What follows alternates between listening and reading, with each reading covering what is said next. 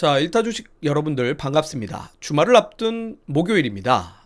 여러분, 주식은 목요일 장마감 후부터 주말 사이에 어떻게 다음 주 월화 장을 준비하느냐에 따라 한 주의 계좌 수익이 달라집니다.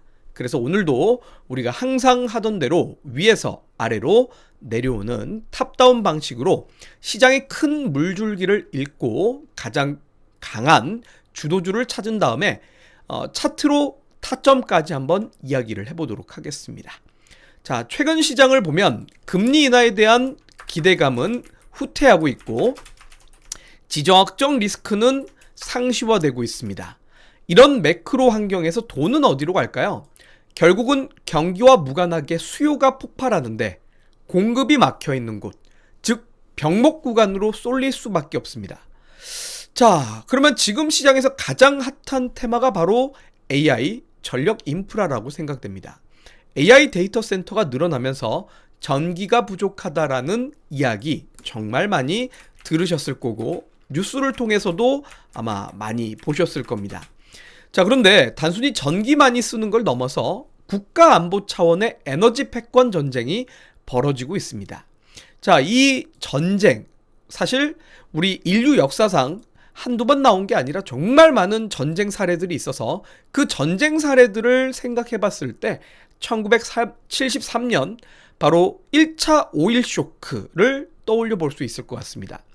자, 이때 당시에도 중동 전쟁 발발 이후에 아랍 산유국들이 석유를 무기화하며 유가가 급등했던 현상이 있었고 결국 이때 오펙 회원국들이 가격 인상을 하고 금수 조치 결의하면서 국제유가가 짧은 시간 안에 크게 상승하면서 세계 물가와 경기에도 강한 영향을 준 적이 있습니다.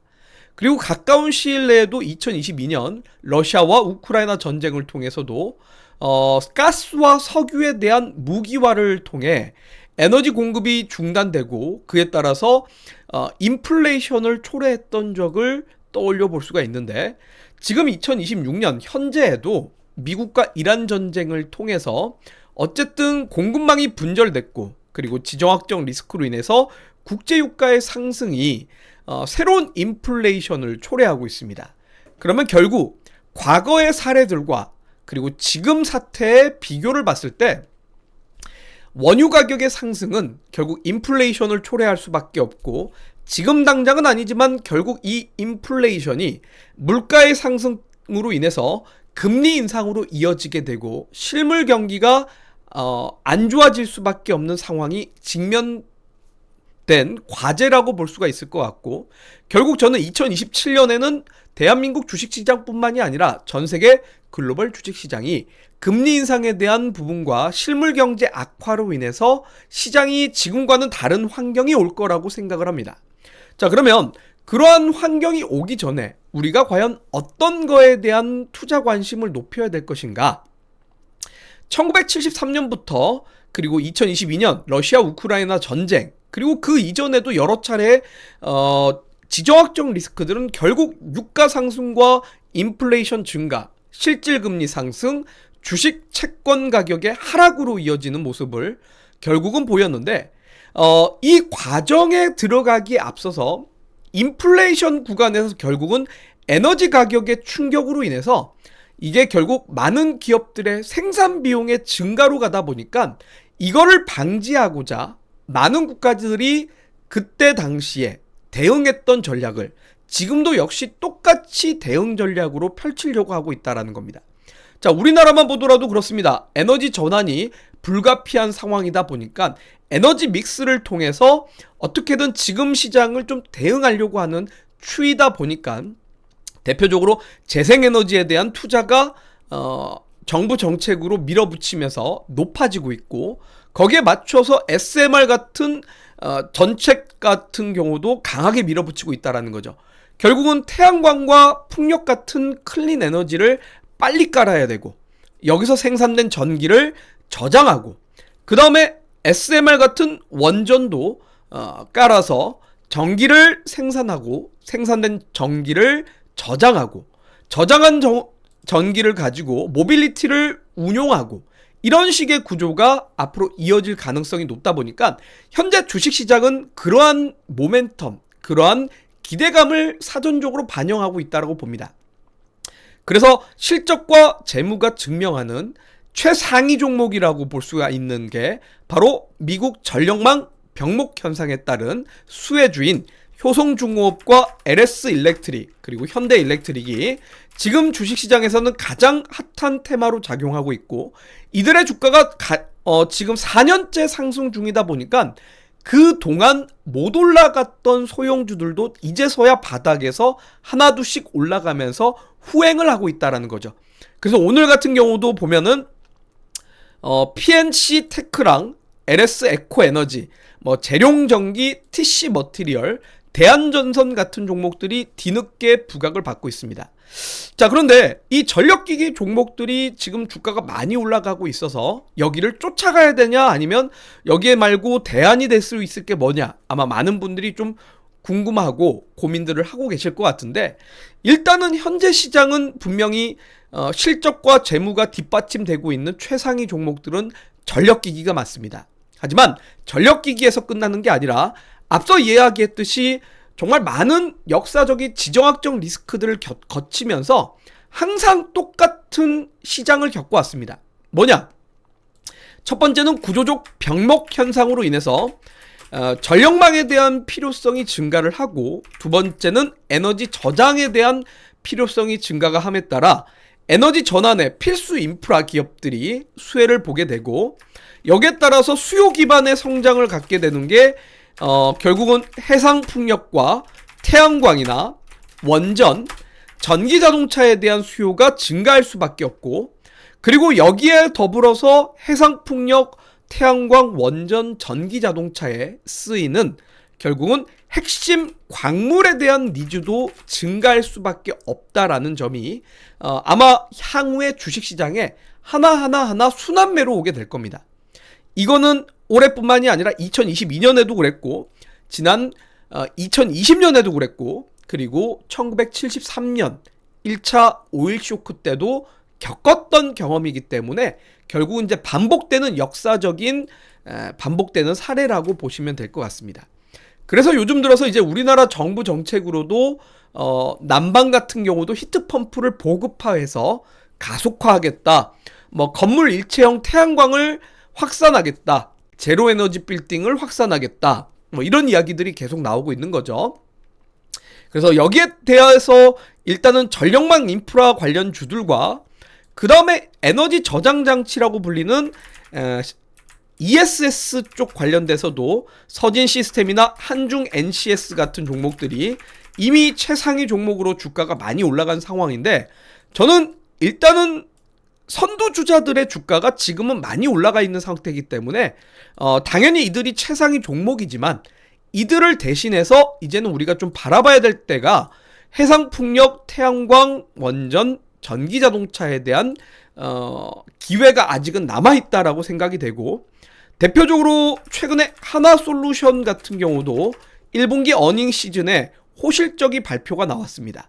근데 과거 대비해서 주가가 많이 떨어져 있는 상태이기 때문에 이 호실적이 지금은 주가가 저항과 저항을 반복하는 추세적인 저항대라서 호실적으로 인해서 주가가 바로 돌파가 되지는 못하겠지만, 여기서 또 주가가 횡보하다 보면 다시 올라갈 확률이 높다라고 생각이 되고, 지금은 하나솔루션 대신에 OCI 홀딩스 같은 종목이 좀 시장의 대장 역할을 좀 하고 있기 때문에 OCI 홀딩스와 하나솔루션도 아마 주가가 향후에 추가 상승할 확률이 높다라고 봅니다.